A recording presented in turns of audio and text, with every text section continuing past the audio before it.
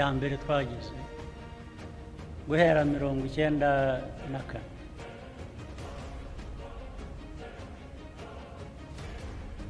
hari ibintu byinshi bigeragezo byinshi ariko abari abagiye muri guverinoma icyo gihe sinzi hano bagomba kuba atari benshi cyane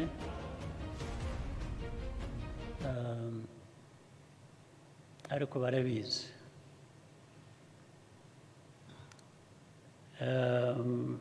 bikajyamo n'ayo mateka mabi yacu ya kera bikavanga n'amatwara mashya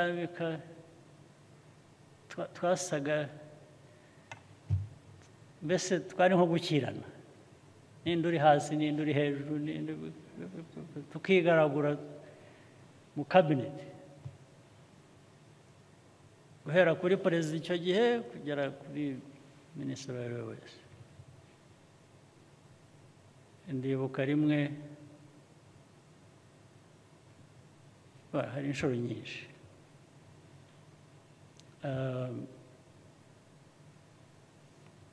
hari umuntu wigeze kuntera mu biro byanjye umuhungu wa Rukeba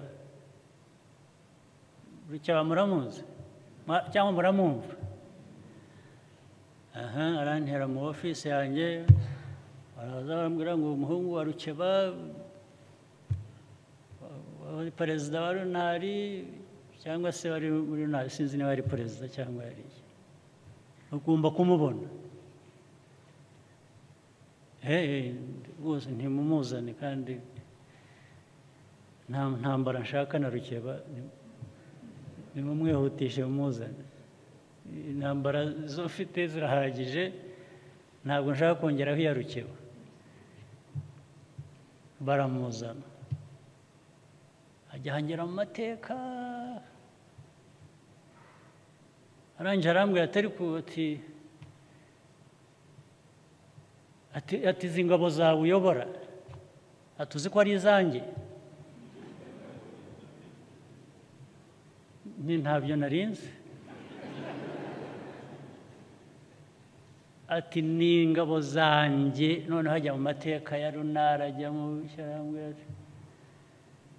ntabwo nari kujya mbabarire amateka ya runara ntabwo nari nyazi ntabwo ati aba bose akambwira abantu bamwe akambwira base babo abana ariko twebwe narize ko turi Rwanda's Patriotic Front iyi ikaba ari ame ikomoka ati se Rwanda's Patriotic Front ituruka ikomoka mubwira amateka narinzi ya RPF ati abo bose uvuga nitwe ariko biba ibintu by'impaka ndende ntese ntoke reka nemere ko ari ingabo zawe tubigire turashaka iki ati ndashaka nyine ko runari igomba kubona umwanya wayo kubera ko mwakoresheje ingabo zayo nko kuvuga ati nanjye ndashaka umwanya hano wicaye abisubiramo hari n'umugabo wankoreraga icyo gihe wajyaga akora translation yitwaga ni Semaragiti Semaragiti naho ubwo ngo aza kundeba yabanje kuko nakoreraga ahantu hari muri Nyarugenge ngira ngo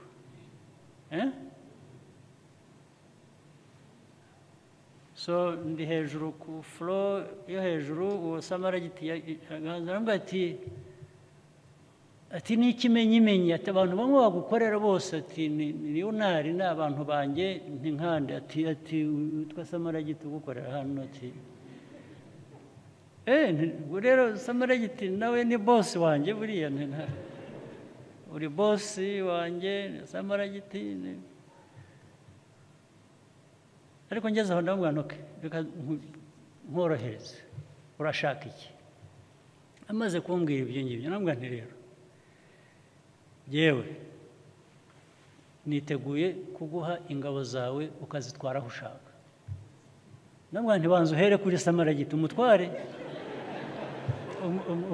ugende mujyana aho ushaka hanyuma n'abandi basirikare unyishyuza nabo uzanzanira amazina yabo nabo mbaguha wajyana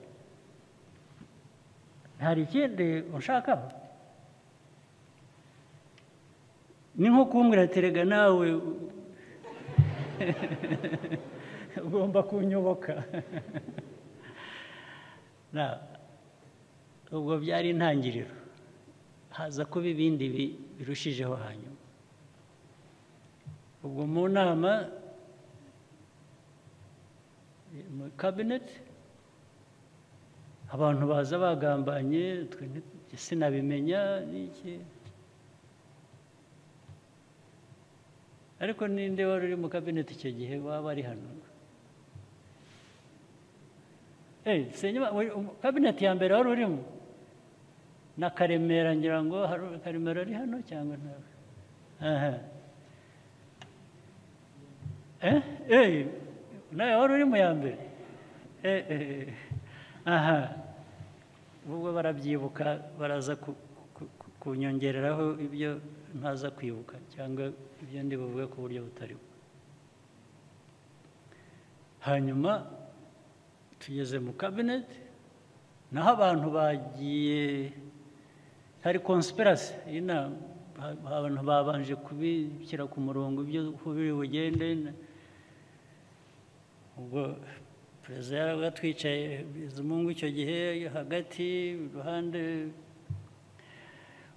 mwicaye iburyo hakurikiyeho Twagiramungu hirya hariho Kanyarengwe then hakurikiyeho hirya Sendashonga ndabibuka kuko bari bakurikiranye mu kabineti harimo Twaga Nkubito wabaye Minister wa Justice ni Nkubito bityo ndabibuka ko bari bicaye bakurikiranye tugeze mu kabineti haza item kuri agenda ubundi twagezwagaho agenda turi buganire haza kuza ko hari dosiye izanwa na Minister wa Interior Sendashonga dosiye iza kuba iya Rukeba na Runari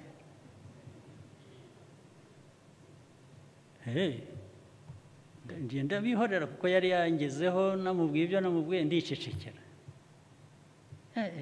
kabineti irashyuha abantu babanza kuko Runari hari ibyayo tugomba kuyiha ariko ubwo plan yari ukuzana confusion muri cabinet ndetse no mu the whole ubwo harimo abantu bavuga ariko RPF tuzayikira ariko buri gishobora kubisenya nuko twayishyiramo amacakubiri tukateranya abantu ubwo niyo yari plan so baraheranya Kanyarengwe atari ko nibyo ati nibyo ati dosiye ati ibintu biratunganya atarya ati seta ati tubwira ati bimeze bite yari afite fayiro arayifungura asoma ibintu mbese ukuntu bakwiye kuzanamo nabo bagashyiramo bakazana abantu muri leta bakagira Runari Kanyarengwe aramwakira Twagiramungu aramwakira nuko n'abandi ba Nkubito baramwakira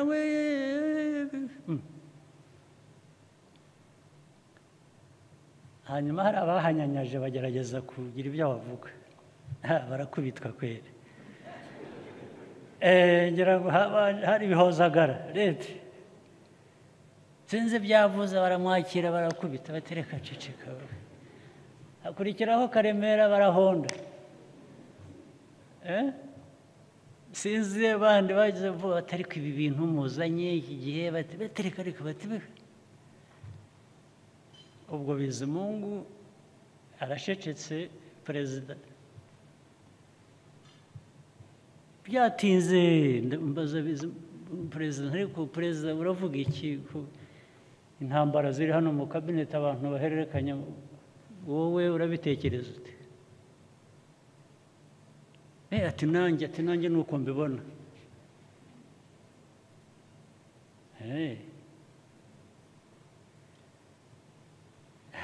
ndeba mpera kuri Kanyarengwe kandi ubwo yari umuyobozi mukuru wa RPF abaza ariko Kanyarengwe nawe hanyuma se Twagiramungu ubu Twagiramungu na Kanyarengwe na Kayibanda nimwe mugiye kurwana intambara z'abatutsi na Ronari iyo cynicism murazana y'icyaha ngaha why don't you just shut up ni mwebwe mugiye kuzana ibi ngibi mbaza president dukiranurega ntubu nawe se uremeranya nabo asa n'ucisha make ngira ngo abonye ndabona ariko Kanyari ni cynicism mu cabinet mwazanye you're just being cynical muri abantu ubu inzira turimo yo kuva muri aya mateka mabi no kugira ngo dutere mwadushubije inyuma imyaka yose na politike yayo ubu niho mwagiye twicare tubatega amatwi dukurikiza ibyo muriho mutubwira ntabwo kandi muri abayobozi mwitwa ko muri abayobozi b'iki gihugu abantu babatezaho amaso ubu inzira mudutwaramo niyi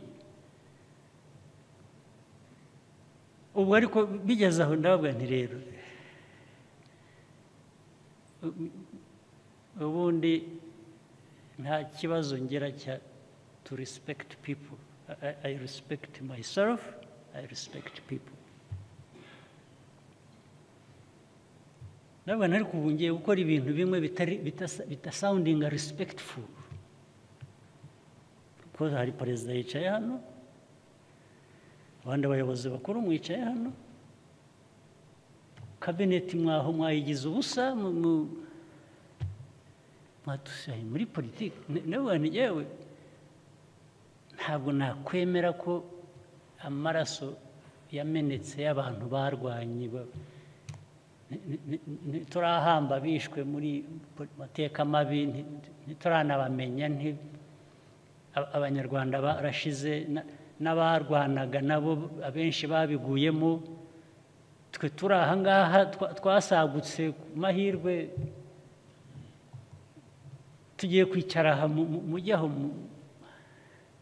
mutobange igihugu mutobange abantu mutobange niba mushaka indi ntambara you are going to fight it you cannot do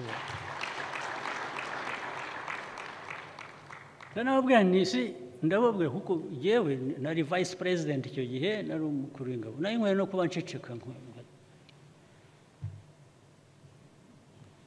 mwumva ibyo perezida yemeje byaba byo bitaba byo ni perezida ariko icyo gihe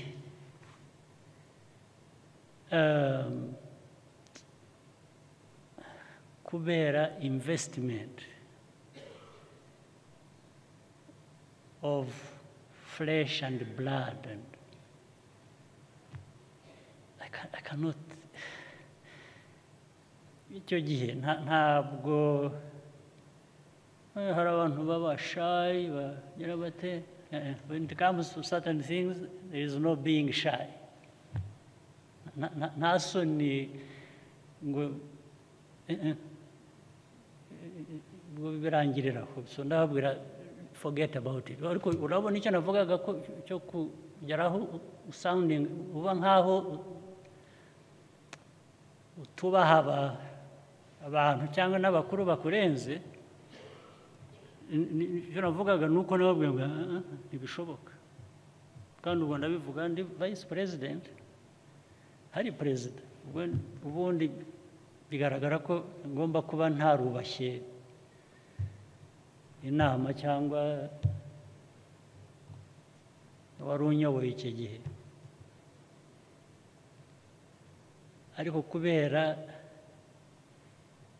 ubuzima bw'igihugu bwacu bw'abakiriho kubera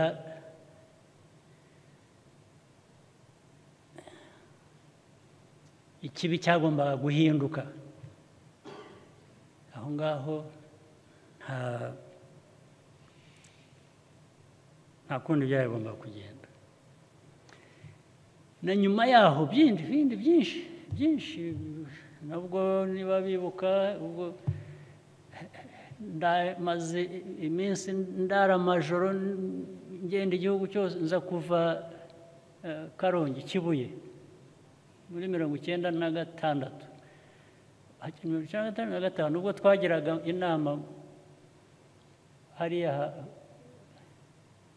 muri ya nzu ya kera bayitaga iyihe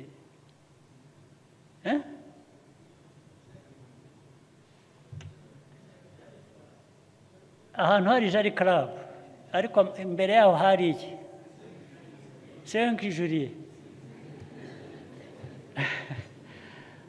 ubwo naje nazindutse maze icyumweru ntarakandagira hano ntaragera no mu rugo turi mu ntambara z'abacengezi bava hakurya cyangwa bisha abantu bari hakurya y'amazi muri Kongo na hehe ndaza nkigeraho ubwo nsanga hari cabinet muri icyo gitondo ndagenda nyijyamo uko nakabaye nayimeze ngira ngo nayo ntaranakaraba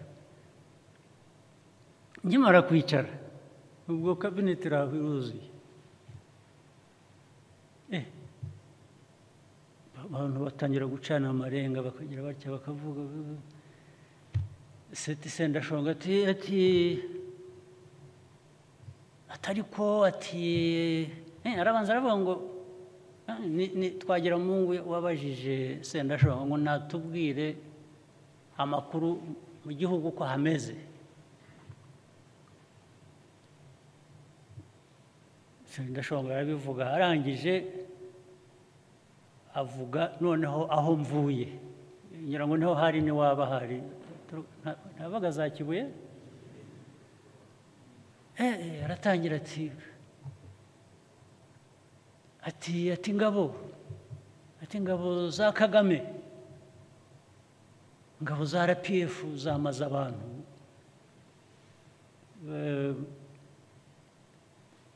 za Kibuye kimbanze kugira ngo nabyumvise nabi mbona n'abandi babigiyemo bari taza set uvuze ngo iki ati amakuru ati tubona abantu ati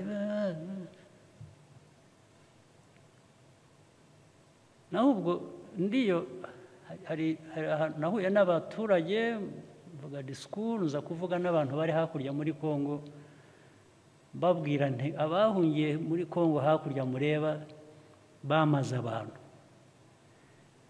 ntibazagira ubwo bagaruka tubabaze impamvu bisha abantu ko babisha ibizaba bidashobotse bamwe tuzabasangayo ngira ngo rero mvuze ibyo nicyo cyavuyemo ko twamaze abantu ndavuga Sendashonga ubu reba ntabwo naraye ndyamye nagendaga ijoro ryose ndirirwa nshakira igihugu umutekano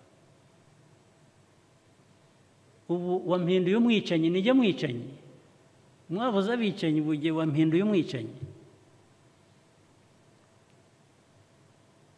murabyibuka yamuremye wari urimo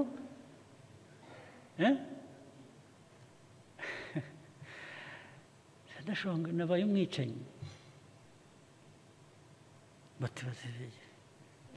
subiramo nka gatatu ariko ni byiza rimwe na rimwe kwigarura burya uzi icyanje mu mutwe ariko mwari mugiye kubigwamo mwese kandi mutabizi naratekereje abo bantu nze bose mbahambire mpere kuri aba ngaba ngende mbashyire ndakubwiza ukuri byanje mu mutwe mbonye bitari byiza bitashoboka mva mu kabineti ndigendera mvamo ngenda n'amaguru n'imodoka zanjye zisigaho ndataha ngo mbanze numve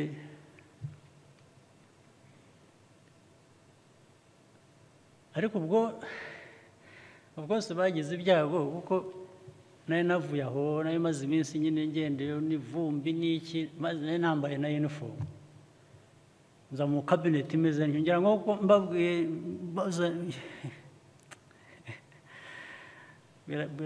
nabajije nk'inshuro eshanu seti mbwira ndi umwicanyi wo kurandeba ugasanga igihe iwanyu maze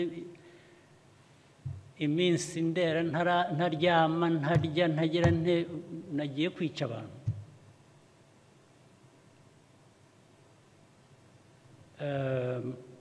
ubwo ni amateka ndagira ngo mbereke aho twagiye tuva n'ukuntu abantu bashobora guhitamo buri gihe iyo ufite icyo ushaka kuba cyo iyo ufite icyo ushaka kugeraho iyo ufite hari uburyo kandi muri buri wese afite ubushobozi afite uko yatanga umusanzu kugira ngo wa muryango wacu munini ari cyo gihugu abagituye ba nyiracyo bashobore kubaho neza naho ibindi by'amagambo njya numva iyo ubona abantu bamwe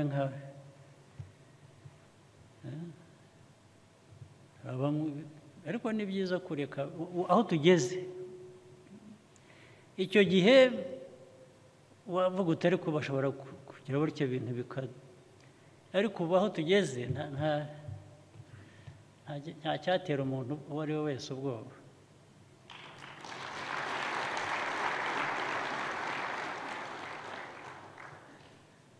so bamwe kuri twe ubwoba bwashize kera tukiri abana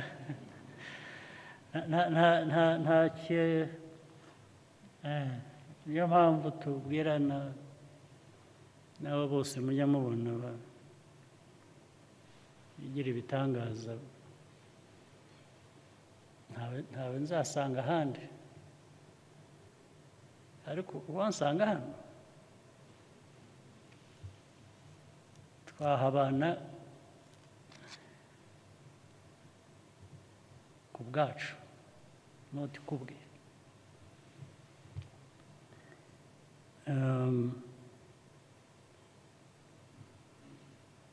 reka mbandanye ayo mateka ngira ngo agomba kuba abibukiye wenda arabibutsa byinshi cyangwa abenshi ntabwo ibyo ni ukubyumva gusa ariko nabyo kuko mutarimo hari cyangwa mwari muri abana bato cyangwa abandi bavutse nyuma ndabibabwira kugira ngo mumenye ibyabaye ubu ibihe byanyu igihe cyanyu ni iki n'ejo mwe muzi aho muvuye mwashingira kuri ibyo ngibyo mukagira ibyo mukora cyangwa mwirinda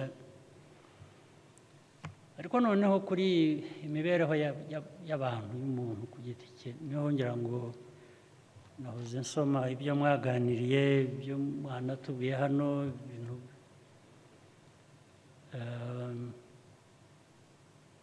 by'abana bajya mu biyobyabwenge bajya mu nzoga bajya ibintu byinshi bimwe birimo na criminality, birimo gukora ibyaha bimwe biremereye bituma bihera kuri boga nibo bagenda bakorama,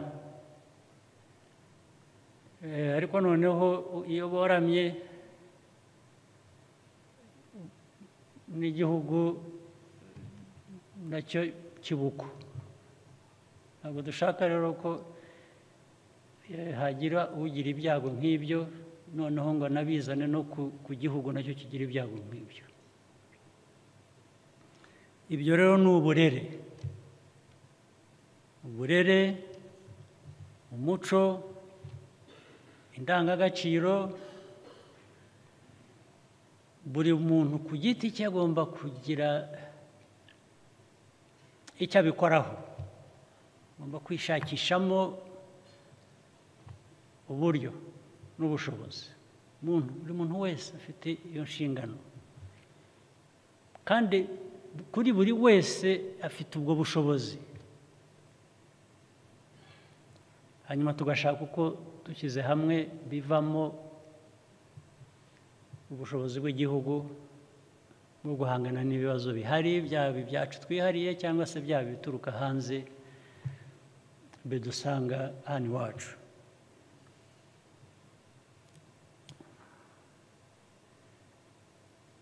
Abakuru rero, abakuru hari kwita ababyeyi, hari confusion, hari ikibazo. Ababyeyi bamwe bitiranya amajyambere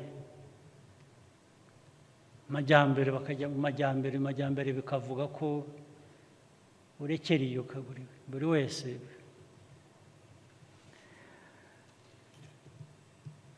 akaba ari mu mico, ari mu mibereho, ari mu mvugo, ari muri politiki, byose bikaba ibintu biri aho byambaye ubusa, bitagira aho biva, bitagira aho bigana, ngo ni amajyambere.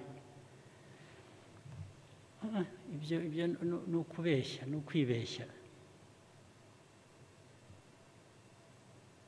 Umuco, uburere mu miryango yacu hari byinshi duhura nabyo tubona, hari ibyo dukwiye kuba twiga muri twe tubona bitameze neza, tugomba kuba twagarura mu buryo. Hari ibyo tubona hanze, ibyo hanze ntabwo twajya kubikosora, twe nta n'impamvu, nta nubwo bitureba, ariko ahubwo uba ushaka kubyirinda ngo bitakugiraho ingaruka,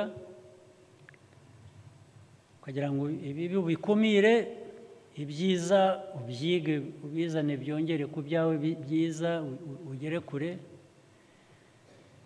Ariko nimumbwire icyiza cyaba kiri mu kureka nyine abana bacu, abana b'u Rwanda, abana b'imiryango yacu. Icya mbere, ntabwo uzategereza ngo undi muntu ave hanze aze kubwire cyangwa kubwirira umwana ngo imyifatire yawe ikwiriye kuba iyi ngiyi. Inshingano ya mbere ni wowe, na leta ntabwo ikwiriye kuba ubundi bijyamo, ntabwo leta ikwiriye kuba ijya mu muryango kubwira abantu uko bakwiye kubaho mu buryo bw'imico. Ntabwo ari inshingano za leta. Sinzi ko hari n'uwabikubwira, arabikubwira gusa, ariko there is no such thing like an enforcement izaba mu kuza guhata umuryango uko ukwiriye kubaho. Ibyo biva hanze ari uko byarenze umuryango, byagize ingaruka ku bandi. Aho niho haza inzego za leta zikavuga ngo ariko tonde, kuko ntabwo ibibi byawe byajya kugira ingaruka ku bandi. Niba ari ibibi bimwe bitanyuranyije n'amategeko cyangwa icyo umuntu niyo waba utabikunze, ariko iyo ugiye kubijyana ku bandi icyo gihe habaho umuntu ukwibutsa akabwira ngo sigaho bigumane iwawe wibitwara ahandi. Rero ibintu bya imico iri aho, hari ababigira, hari abo binabereye, hari abo ibyo ntabwo bitureba. Turebe imiryango yacu mbere na mbere, turebe igihugu cyacu, ibindi twabana, twakumvikana, twaganira, twajya impaka, ariko ntacyo twabikorera. Ariko iwacu dushobora kugira icyo tubikorera, duhereye ku muryango, duhereye no ku gihugu, indangagaciro zivugwa buri gihe, uburyo bw'amategeko nayo agerwaho kubera ko abantu baba bahisemo ibishobora kutuyobora bityo. Naho kuvuga ngo byaba ari bizima, umwana w'imyaka 15 ugasanga hari mu nzoga, ari mu biyobyabwenge, ari kavuga ngo ni amajyambere. Ntabwo ari amajyambere, ni ukubura kirera gusa. Aba yabuze kirera cy'umuryango we akomokamo, cyangwa aba yabuze kirera cy'indi miryango, cyangwa yabuze kirera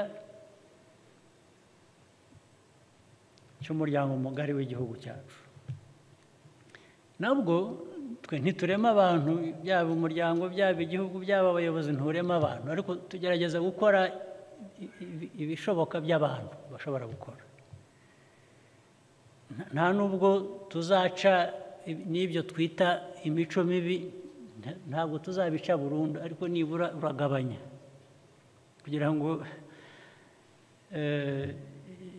igihugu cyo gushyirwa hasi uragabanya, ugerageza kugabanya. Abavuga corruption, za ruswa, ikimenyane, ibyo ni bibi, ariko mu bantu, muri society ntabwo bica ngo bicike burundu, ariko uragabanya, mbese ugatuma abantu batekereza ngo ariko ibi ni kirazira, ntabwo ari ibintu byiza, ukagira abantu benshi nibura babyumva batyo. N'amategeko ureba agenda ashyirwaho, niza kumva muvuga iby'amategeko recommendations muvuga z'abantu imyaka ikwiye kugira utya, okay, niba ibyo mushaka byakorwa nguko, niba ari byo mubona.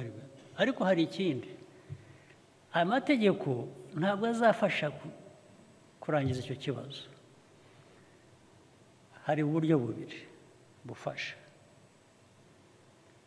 Uburyo bwa mbere ni inyigisho guhera ku bantu aho bari, kwibutsa,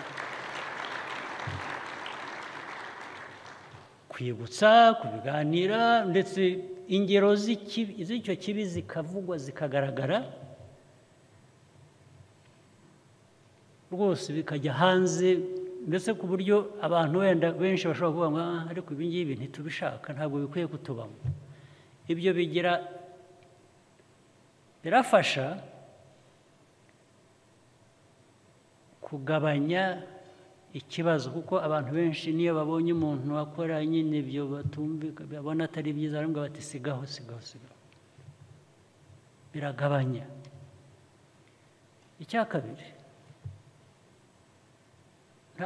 N'icya kabiri birajyana, ariko ntabwo ari amategeko gusa. Hari ubwo abantu bashyiraho amategeko bakibwira ngo ubwo bashyizeho amategeko ikibazo cyarangiye. Amategeko abantu bashyiraho, igihugu gishyiraho, arafasha, ariko igifasha kurusha ni ukuyubahiriza, ni ukuyashyira mu bikorwa. ni ugukurikirana. naho ushobora gushyira amategeko meza mu bitabo ukagira ariko ntihagire ari abayashyira abakurikirana enforcement batayakoreraho batakurikirana. Ingero zihuta nabonye hari mu bihugu byo hanze bafite imyaka nko muri za night clubs n'iki n'amabara, hari aho abantu bagiye usanga abantu ku muryango baza hari n'abasaza bahagarika babona ko basa bakibwira ngo n'abana bato bamwe batizanazana identity card kugira ngo ho kubaho confusion.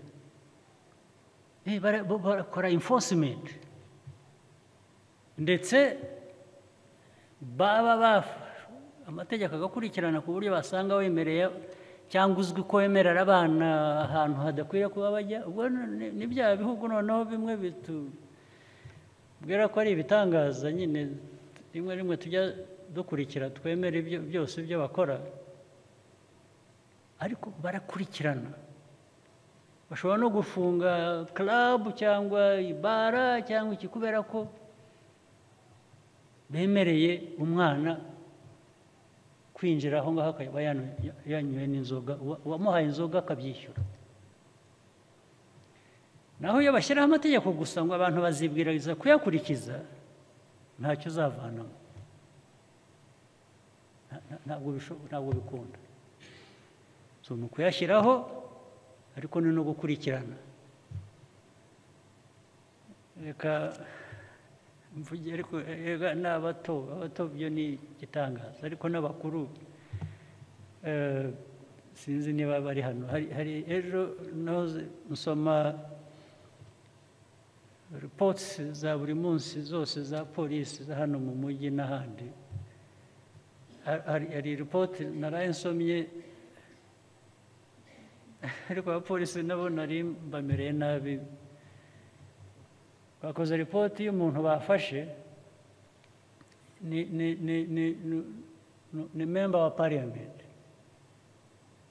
yacu, bafashe yanyoye, bapimye igipimo cyari kigiye guturika kubera alcohol yanyoye. Hanyuma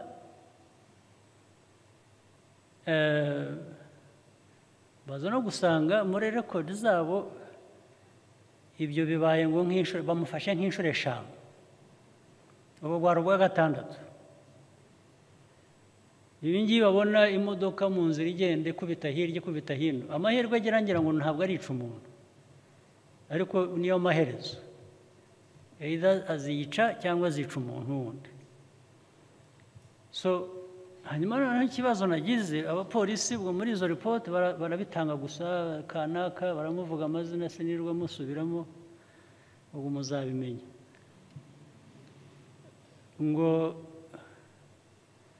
bavuga uko bamufashe mu bipimo birenze hejuru y'ibisanzwe. Banza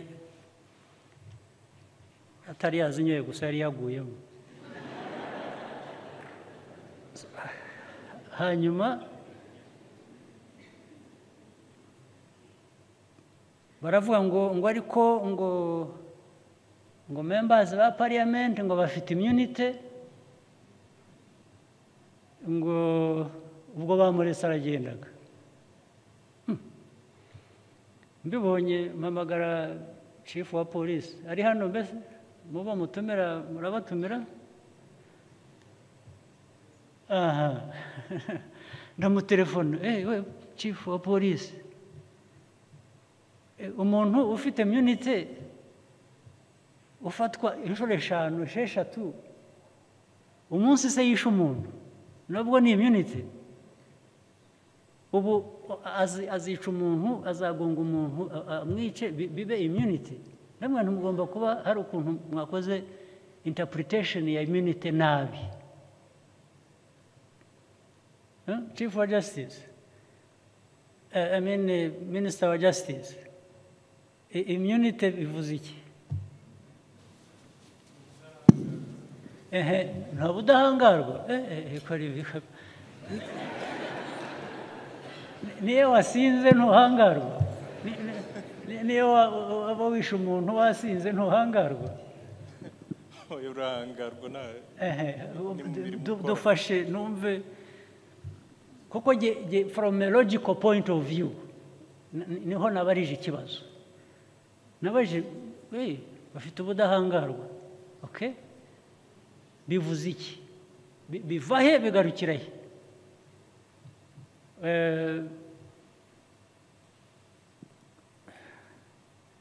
Tusobanurire immunity bivuze iki? Kuko hari ibyo nagerageje kumubwira ndagira ngo numve ko ari byo. Namubwiye nticyambere genda umupolisi.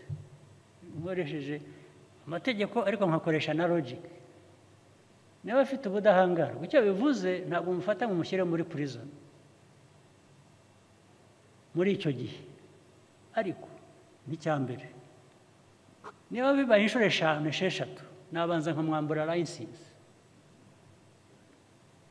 Right? Ndakubwira ibyo ntabwo ndi umunyamategeko njye nakoresheje some sense, some logic. Rwose nkamuvanaho ko ndabanza mbwire abayoboye parliament mbwire ngo uyu muntu record ye iraza gutera ibibazo, iraza kwica abantu. Icya kabiri muri traffic regulations nakuvanaho license ntarebye uriwe kuko you are not fit to drive. Right? Icya gatatu nabwira parliament nabwira mwipronouncing kuri uyu muntu n'ibyo akora. Ntabwo twakwemera ko yaba a danger to society kuri ubu buryo. So nasanze rero byose ntacyo bakoze bo baretse aragenda. Ndababwira sasa mwebwe nimwe muri bujye mu mwanya we nimutareba neza. Tubwire ubudahangarwa nk'ubwo babu exercising bate? Your Excellency, sinzi icyo nakongeraho ko wabisobanuye nk'uko amategeko niyo interpretation. Nongeyeho fine umuca fine penalty ubanza hari amafaranga. Afite na immunity y'amafaranga kutishyura. Oya. So nagira ngo ramenye aho ubwo budahangarwa buhera naho bugarukira. Yes, iyo umuciye fine akabyanga ubwo bigomba kujya muri court ubwo ngubwo akajya kubiburanira ubwo ngubwo nicyo biba bisobanuye. Oh, by the way, hari ni byinshi byaraye bibaye nuko nyine amategeko aradufasha tukitonda. Babanje kumubaza n'uwo ari we yanga kubabwira pe abaye intambara yanga kubabwira. Mbaza polisi none se icyo gihe nta immunity afite kuko ntabwo ndamenya uwo ari we. Icyo gihe nakuzirika rwose nkagushyira. Yes. Hanyuma wamara kugeramo wamara gusinduka ukibwira ugomba kumbwira uwo uri we. Okay, amusore sa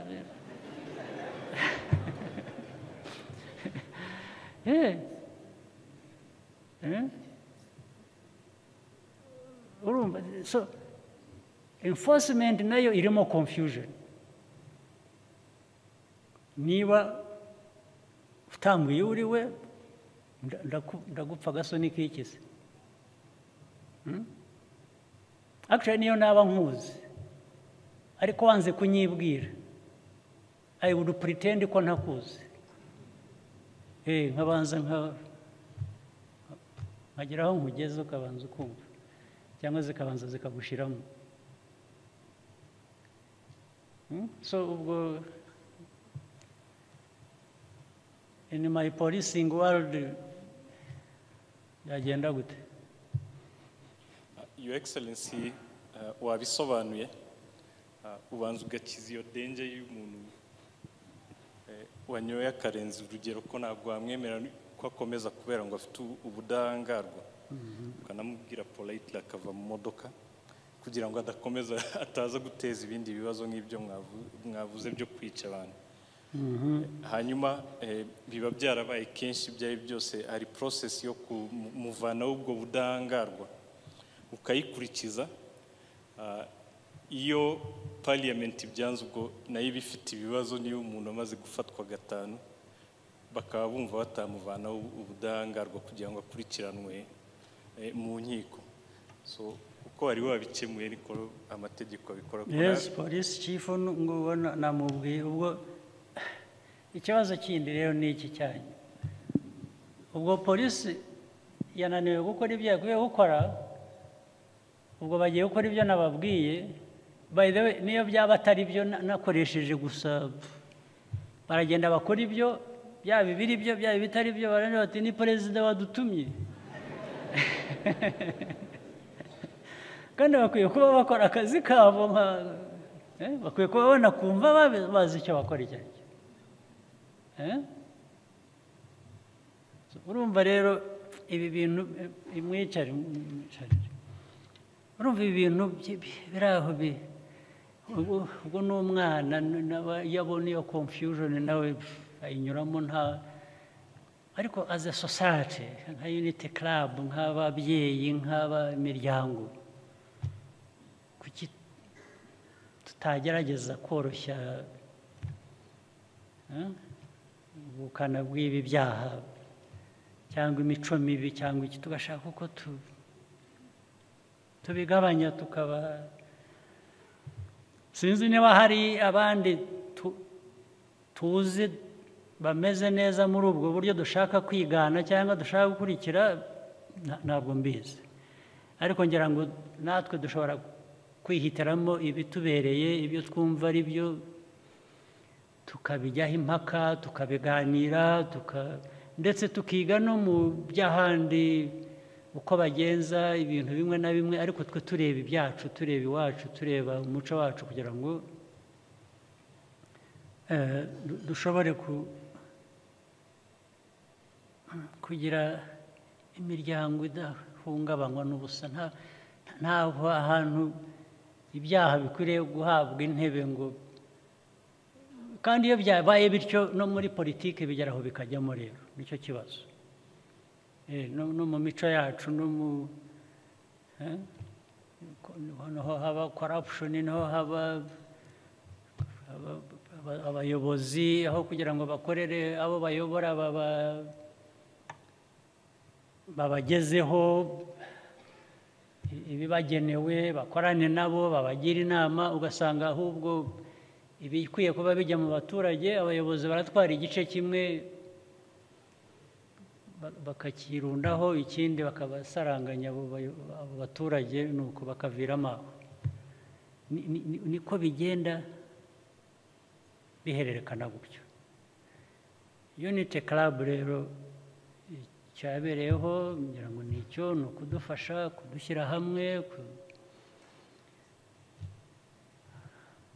kujya inama ariko no gukora hari igihugu dukorera hari imico dukwiye kuba tugira hari gukora kugira ngo igihugu gitere imbere hari byinshi bindi bituruka hanze tugomba guhangana nabyo ibyo bisanze ibyo mu gihugu bimeze neza buriya nta ngaruka bigira cyane cyane ariko iyo biva hanze bikaza bigasanga mu gihugu abantu bayumbayumba ibintu icyo akora rwose icyo nabasezeranya muri ibyo by'imico mibi no mu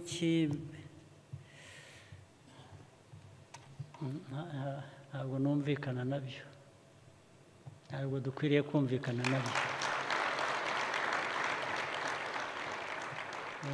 nta n'abantu bakwiriye kurengana kandi twese dukwiriye kubigiramo amahirwe angana dukwiriye nta ntabwo ari ibya bamwe ngo si iby'abandi, ntabwo ari byo. Niyo mico numva ya politike, n'icyo abantu batangiye ubuzima bwabo, n'icyo ariko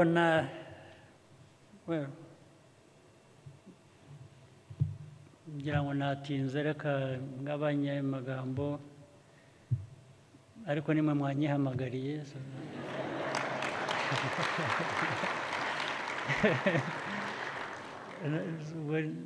Nyine nagomba kuza nkatwara umwanya wanyu, iyo nza nkabasarutinga gusa nkigendera, sinzi ko byajyaga kuba bingana n'ubutumire mwangejejeho.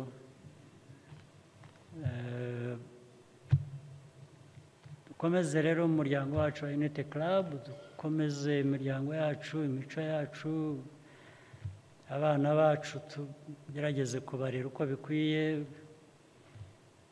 amategeko akoreshwe uko akwiye, adufasha gushyiramo ibyo inzira twahisemo kugira ngo ariyo dukomeza kugendamo.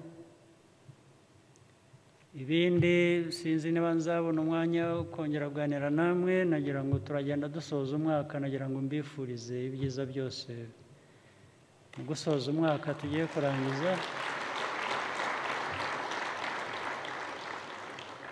Kera twayaga duhura tukaburudika, n'ubu nibishoboka wenda twabikora.